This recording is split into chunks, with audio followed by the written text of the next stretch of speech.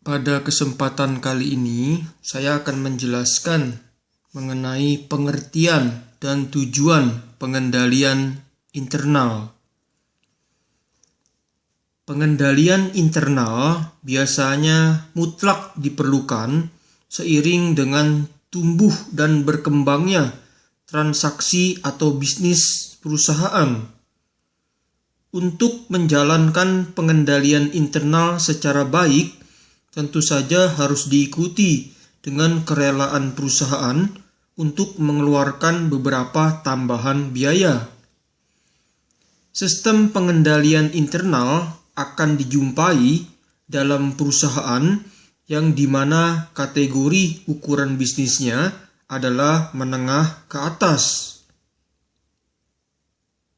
Pengendalian internal adalah seperangkat kebijakan dan prosedur untuk melindungi aset atau kekayaan perusahaan dari segala bentuk tindakan penyalahgunaan, menjamin tersedianya informasi akuntansi perusahaan yang akurat, serta memastikan bahwa semua ketentuan atau peraturan hukum atau undang-undang serta kebijakan manajemen telah dipatuhi atau dijalankan sebagaimana mestinya oleh seluruh karyawan perusahaan.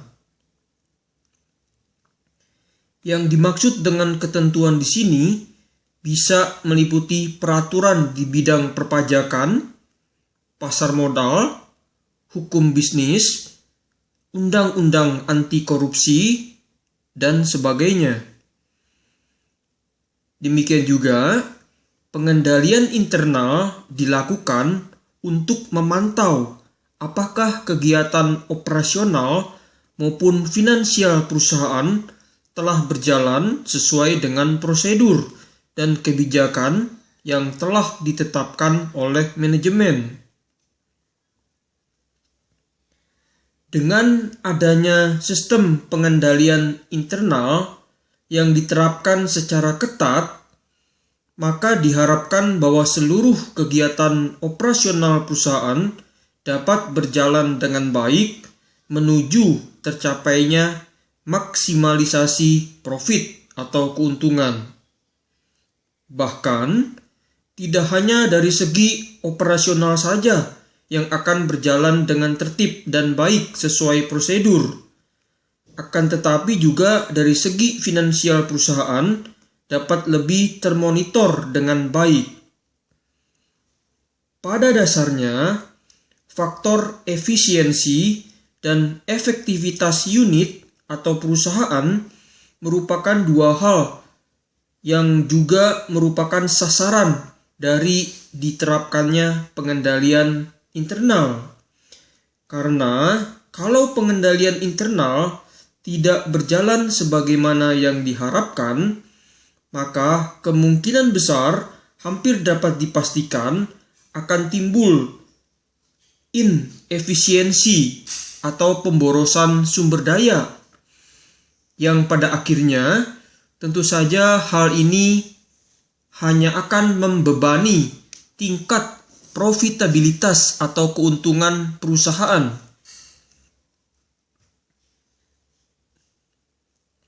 Seperti yang telah saya sebutkan sebelumnya, maka dapat disimpulkan bahwa tujuan dari pengendalian internal tidak lain adalah untuk memberikan jaminan yang memadai bahwa 1. Aset yang dimiliki oleh perusahaan telah diamankan sebagaimana mestinya dan hanya digunakan untuk kepentingan perusahaan semata, bukan untuk kepentingan individu atau perorangan oknum karyawan tertentu.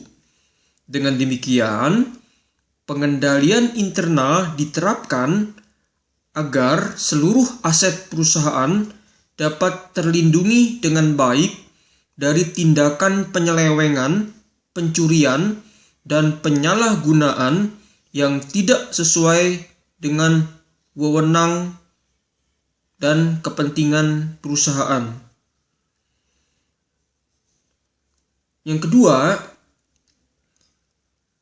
pengendalian internal dibutuhkan untuk memberikan jaminan yang memadai bahwa informasi akuntansi perusahaan tersedia secara akurat dan dapat diandalkan. Ini dilakukan dengan cara memperkecil risiko baik atas salah saji laporan keuangan yang disengaja atau kecurangan maupun yang tidak disengaja atau kelalaian. Tujuan pengendalian internal yang ketiga adalah untuk memberikan jaminan yang memadai bahwa karyawan telah mentaati hukum atau peraturan. Salah satu hal yang paling riskan dalam pengendalian internal adalah kecurangan yang dilakukan oleh karyawan atau yang dikenal dengan istilah employee fraud. Kecurangan karyawan ini merupakan tindakan yang disengaja dengan tujuan untuk memperoleh keuntungan pribadi. Contoh bentuk kecurangan karyawan yang sering dilakukan dan hampir selalu dijumpai pada sebagian besar perusahaan adalah melaporkan biaya perjalanan dinas dan penggantian pengobatan melebihi dari jumlah yang sesungguhnya dikeluarkan. Berikut ini adalah beberapa contoh utama yang memerlukan pengendalian internal secara baik. 1. Dalam hal pengupahan dan penggajian, di mana pengendalian internal dijalankan dengan tujuan untuk memastikan bahwa uang kas perusahaan dikeluarkan memang untuk membayar karyawan yang sah, yang sesuai dengan tarif upah atau tarif gaji yang berlaku, dan sesuai dengan jumlah jam kerja aktual karyawan. Pengendalian internal di sini juga dibutuhkan untuk menghindari terjadinya karyawan fiktif. Contoh kedua yang memerlukan pengendalian internal secara baik adalah dalam hal pemesanan dan pembelian barang, di mana pengendalian internal dijalankan dengan tujuan untuk memastikan bahwa pemesanan dan pembelian barang memang telah dilakukan sesuai dengan prosedur. Barang yang dipesan dan yang dibeli sesuai dengan spesifikasi kebutuhan perusahaan serta telah mendapatkan otorisasi atau persetujuan yang layak dari pejabat yang berwenang, termasuk tersedianya secara lengkap dokumen pendukung transaksi. Pengendalian internal di sini juga dibutuhkan untuk menghindari terjadinya penggelapan atau penyelewengan oleh oknum karyawan tertentu atas besarnya potongan pembelian yang diperoleh dari supplier atau pemasok. Contoh yang ketiga yang memerlukan pengendalian internal secara baik adalah dalam hal pengiriman dan penjualan barang dagang, di mana pengendalian internal dijalankan dengan tujuan untuk memastikan bahwa pengiriman dan penjualan barang dagang memang telah dilakukan sesuai dengan prosedur.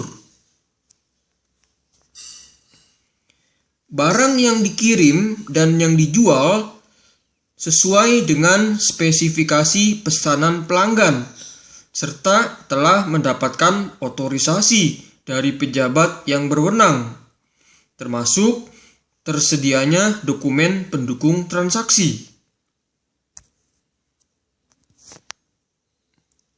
Pengendalian internal di sini juga dibutuhkan untuk menghindari terjadinya penjualan fiktif.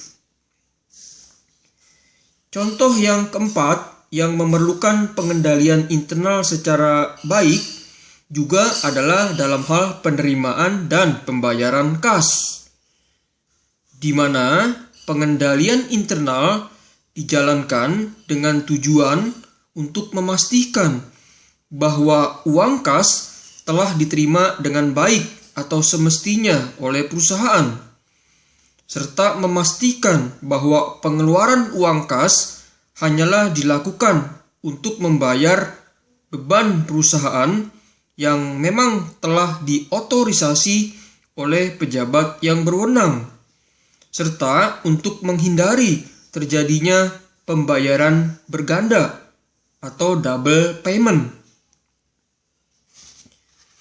Contoh yang kelima yang juga memerlukan pengendalian internal secara baik adalah dalam hal penyimpanan barang dagang di gudang, di mana pengendalian internal dijalankan dengan tujuan untuk memastikan bahwa barang dagang telah aman tersimpan di gudang. Segala macam jenis atau alat pengamanan dapat dilakukan atau digunakan di sini. Contoh yang keenam yang juga memerlukan pengendalian internal secara baik adalah penanganan atas aset tetap, di mana pengendalian internal dijalankan dengan tujuan untuk memastikan bahwa aset tetap yang dimiliki oleh perusahaan telah digunakan sebagaimana mestinya dan hanya untuk menunjang jalannya kegiatan operasional perusahaan sehari-hari. Dalam hal ini, inventarisasi atas aset tetap perlu dilakukan agar supaya keberadaan aset tetap ini secara fisik dapat diawasi dengan mudah dan seksama. Demikianlah penjelasan dari saya mengenai pengertian dan tujuan pengendalian internal. Jangan lupa klik tombol subscribe ya. Salam sukses.